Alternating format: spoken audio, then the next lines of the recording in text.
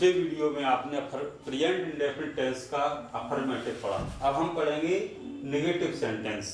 Negative sentence present indefinite का जो होता है उसमें आपको सबसे पहले सब्जेक्ट लिखना है और सब्जेक्ट के बाद में हेल्पिंग वर्ब आपको दो दी जा रही है इसमें, डज नॉट और डू नॉट।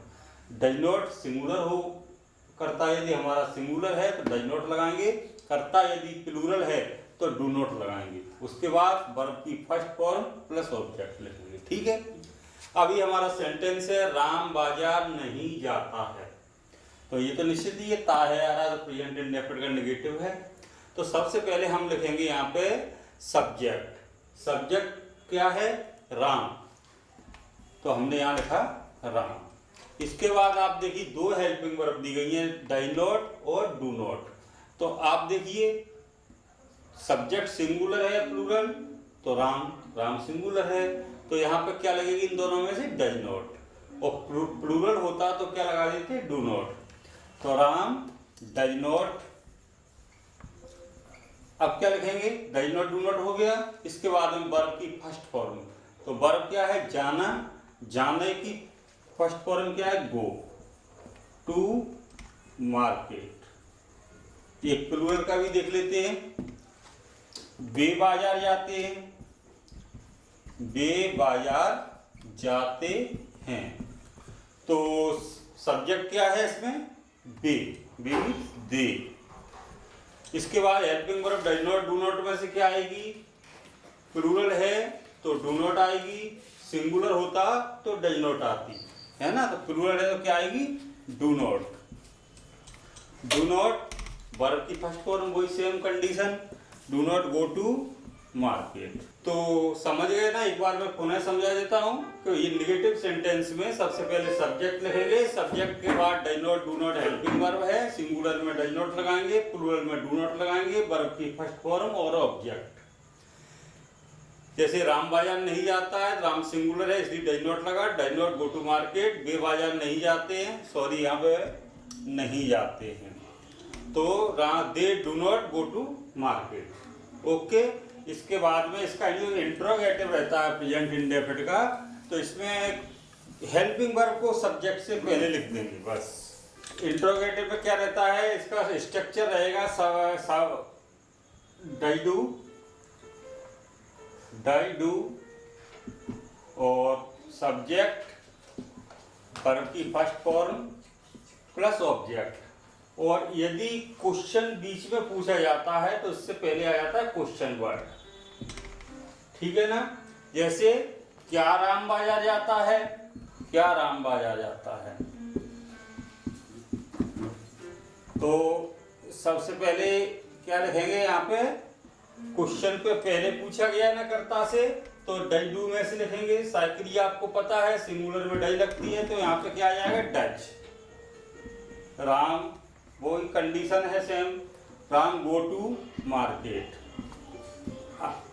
अगर यहाँ पे पूछा जाए राम बाजार क्यों जाता है? राम बाजार क्यों जाता है? क्यों जाता है? तो सबसे पहले हम इसकी अंग्रेजी बनाएंगे। क्वेश्चन वर्ड हमें पहले लिखना है ना, तो क्यों, वहां क्यों की अंग्रेजी क्या होगी? वाई। बस सेम जैसे आपने पहले किया था वैसा ही करेंगे। Does Ram go to market, go to market. अगर इसमें नहीं आता है, जैसे राम बाजार, क्या राम बाजार नहीं जाता है या राम बाजार क्यों नहीं जाता है, तो सिर्फ क्या कर देंगे? वाई डज राम नॉट, कर्ता के बाद में नॉट आ जाएगी और कुछ कोई परिवर्तन नहीं होगा। देखिए करके देखते हैं। राम बाजार क्यों नहीं जाता है? जाता है, क्वेश्चन मार्क लगाना मत भूलना।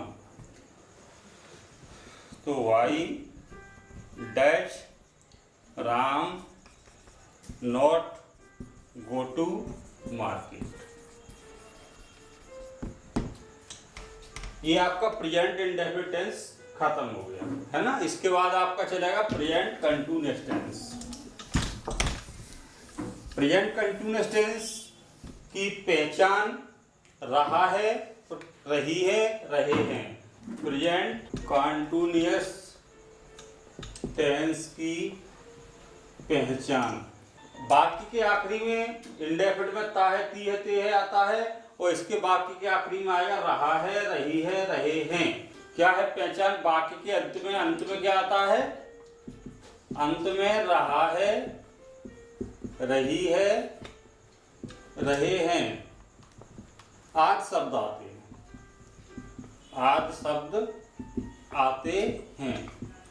देखिए, सीता गाना गा रही है, गा रही है, आई रही है आ रहा है ना इसमें, तो ये कंटिन्यूअस टेंस है। कंटिन्यूअस की पहचान है रहा है, रही है, रहे हैं। इसके लिए क्या है, इंग्लिश में कन्वर्ट करने के लिए सबसे पहले आप सब्जेक्ट लिखेंगे। सब्जेक्ट के बाद इसमें 3 हेल्पिंग वर्ब होती हैं, is, are, am. Is, are, am plus main verb में आईएनजी जोड़ेंगे और ऑब्जेक्ट लिखेंगे। देखिए, सबसे पहले आपको ये ध्यान रखना है कि सब्जेक्ट लिखना है सीता है, सीता। अब देखिए 3 हेल्पिंग वर्ब दी हुई है इसमें, इज, आर, एम। इज कब लगाएंगे? यदि हमारा सब्जेक्ट सिंगुलर होगा तो हम इज लगाएंगे, सब्जेक्ट हमारा प्लूरल होगा तो आर लगाएंगे, और केवल आई के साथ हम हेल्पिंग वर्ब एम लगाएंगे। तो सीता कैसा सब्जेक्ट है? सिंगुलर है। तो इन 3 हेल्पिंग वर्ब में से कौन सी हेल्पिंग वर्ब आएगी? Is, is. अब क्या लिखना है? Main verb. मेन वर्ब क्या है? गा रही है, गाना किस माने? सिंग। अब मेन वर्ब में क्या जोड़ना है? आईएनजी। और कर्म क्या है? Song, singing a song. आपको सिर्फ अब हेल्पिंग वर्ब बदलेगी, रूल्स लगभग करने का वही रहेगा। तो आप इस चीज को अच्छे से समझ लो कि सबसे पहले आपको सब्जेक्ट लिखना है, फिर आपको हेल्पिंग वर्ब लिखना है, फिर आपको मेन वर्ब लिखना है, और फिर आईएनजी लगाना है, फिर ऑब्जेक्ट लगाना है। ठीक है। अगर ये निगेटिव होगा तो क्या करेंगे? हेल्पिंग वर्ब के बाद नॉट लगा देंगे। जैसे इसी में, जैसे सीता गाना नहीं गा रही है तो Sita is not singing a song. वे गाना नहीं गा रहे हैं तो they are not singing a song. मैं गाना नहीं गा रहा हूं तो I am not singing a song. Interrogative होगा तो हम इज, आर, एम को सब्जेक्ट से पहले रख देंगे। अगर कहीं क्वेश्चन हमारा वाक्यकर्ता के बाद में पूछा जाता है तो क्वेश्चन वर्ड को हम पहले लेके रख देंगे, उसके बाद इज, आर, एम लगाएंगे। तो अब आप लोग होमवर्क में प्रत्येक टेंस के 10-10 सेंटेंस बनाएंगे, उसके बाद में कमेंट करके आप मुझे पूछ सकते हो, कोई भी प्रॉब्लम आती है। इसके बाद आपका नेक्स्ट प्रेजेंट परफेक्ट टेंस शुरू करूंगा। जय हिंद।